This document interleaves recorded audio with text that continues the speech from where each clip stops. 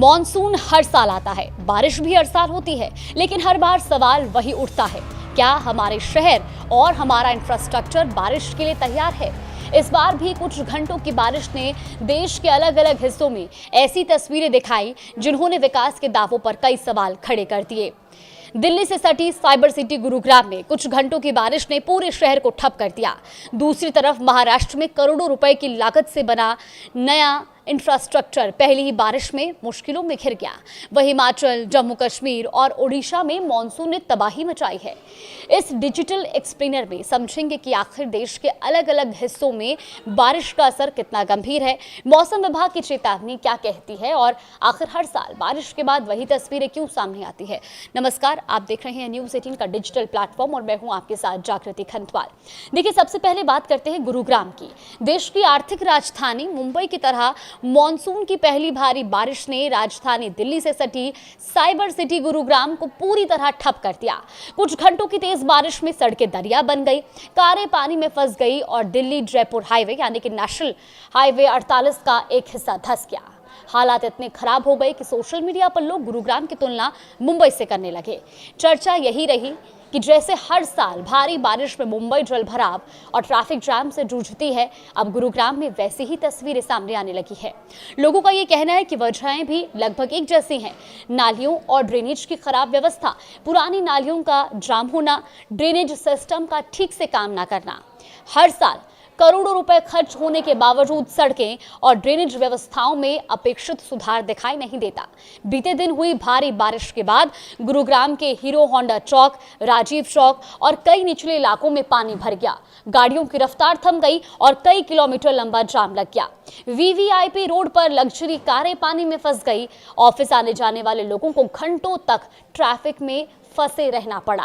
अब इसी दौरान नरसिंहपुर के पास नेशनल हाईवे 48 पर हाईवे का एक बड़ा हिस्सा धंस गया और इसका असर दिल्ली जयपुर मार्ग पर पड़ा, जहां 8 से 10 किलोमीटर लंबा जाम लग गया।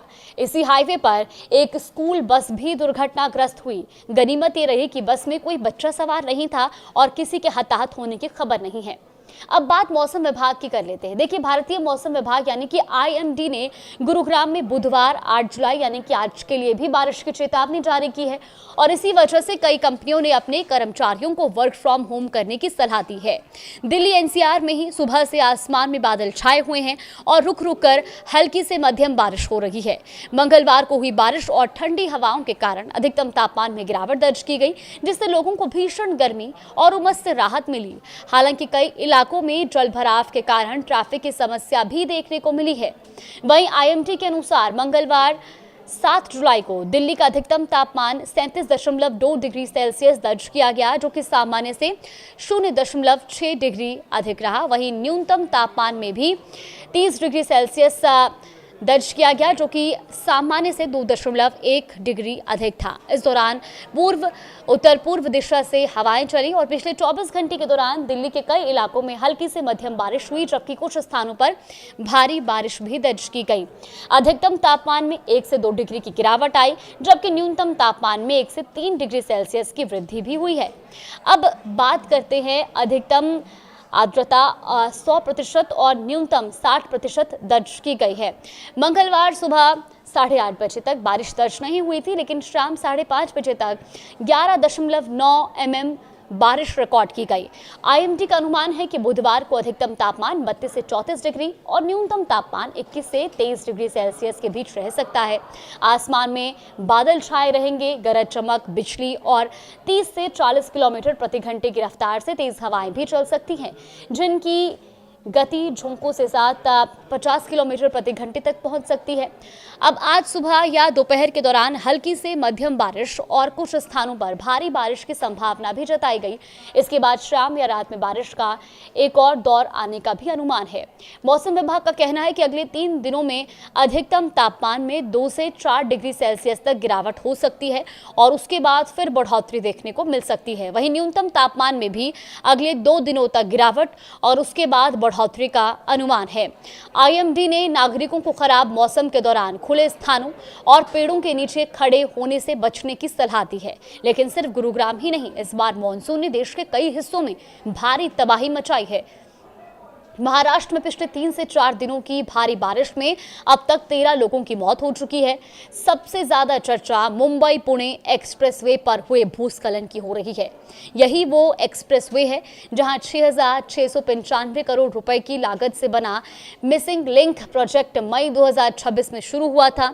इसे इंजीनियरिंग का बड़ा उदाहरण बताया गया था, लेकिन पहली ही बारिश में सुरंग के पास एक पिलर ढह गया।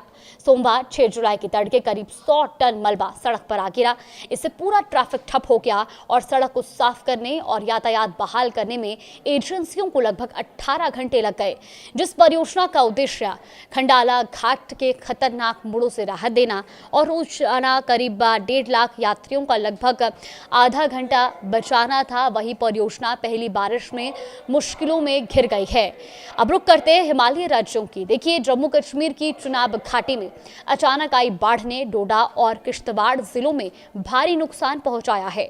डोडा किश्तवाड़ राष्ट्रीय राजमार्ग पर हुए भूस्खलन की चपेट में ट्रक, डोजर और कई वाहन आ गए। संपर्क पूरी तरह से बाधित हो गया और प्रशासन को मचैल माता यात्रा अस्थायी रूप से रोकनी पड़ी। किश्तवाड़ की 540 मेगावाट की कुआर पन बिजली परियोजना को भी बड़ा नुकसान पहुंचा है। यहां हुए भूस्खलन में परियोजना का बुनियादी ढांचा प्रभावित हुआ और कई मशीनें और वाहन मलबे में दब गए, जिन्हें निकालने का काम जारी है। वहीं हिमाचल प्रदेश में भी स्थिति गंभीर बनी हुई है। शिमला के रामपुर उपमंडल की नरैण पंचायत में रविवार रात बादल फटने के बाद बारंदली खड्ड में अचानक आई बाढ़ से एक पैदल पुल और शमशान घाट बह गया। खेल का मैदान मलबे से भर गया। चंबा में पहाड़ से पत्थर गिरने की घटना में एक किशोरी की मौत हो गई, तो वहीं पंघोला नाला उफान पर आने से चंबा तीसा मार्ग बाधित हो गया। कुल्लू में लारजी सेंच मार्ग और पार्वती पावर स्टेशन के जलाशय का उफान भी चिंता का विषय बना हुआ है। मौसम विभाग ने कांगड़ा, कुल्लू, मंडी, शिमला और सोलन के लिए अगले 2 से 3 दिन तक भारी बारिश का ऑरेंज अलर्ट जारी किया है। ओडिशा में भी भारी बारिश के कारण कई शहर जलमग्न हो गए हैं और पूरे राज्य में अलर्ट जारी है। अब दिलचस्प बात यह है कि जहां देश का एक बड़ा हिस्सा भारी बारिश और बाढ़ जैसी स्थिति से जूझ रहा है, तो वहीं पंजाब और हरियाणा जैसे उत्तर पश्चिमी मैदानी राज्यों में बारिश की कमी के कारण भीषण गर्मी और उमस बनी हुई है। यही तस्वीर एक बड़ा सवाल भी खड़ा करती है। हर साल बारिश आती है, हर साल बाढ़ आती है, हर साल जल भराव होता है और हर साल इंफ्रास्ट्रक्चर पर सवाल भी उठते हैं। चाहे मुंबई का नया मिसिंग लिंक प्रोजेक्ट हो, गुरुग्राम का ड्रेनेज सिस्टम हो, पहाड़ों में बार होने वाले भूस्खलन हो या मैदानी इलाकों में जल भराव, हर घटना ये संकेत देती है कि बारिश और आपदा प्रबंधन के लिए तैयारियों पर लगातार सवाल बने हुए हैं।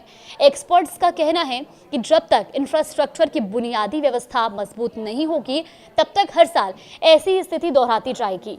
अब इसमें नालों की नियमित सफाई, ड्रेनेज सिस्टम को बेहतर बनाना, नदियों पर जरूरी ढांचागत काम और पहाड़ी क्षेत्रों में निर्माण संबंधी नियमों का पालन अहम माना जाता है। फिलहाल पूरा देश मौसम विभाग की उस चेतावनी पर नजर बनाए हुए है, जिसके मुताबिक बंगाल की खाड़ी से बना डीप डिप्रेशन उत्तर भारत की ओर बढ़ रहा है और आने वाले दिनों में कई इलाकों में भारी बारिश की संभावना भी बनी हुई है। ऐसे में सबसे बड़ा सवाल यही है कि क्या हर साल की तरह इस बार भी बारिश गुजर जाने के बाद ये मुद्दे भूल जाएंगे या फिर इस बार तैयारियों और इंफ्रास्ट्रक्चर को लेकर ठोस कदम उठाए जाएंगे? यही सवाल आज पूरे देश के सामने भी खड़ा है।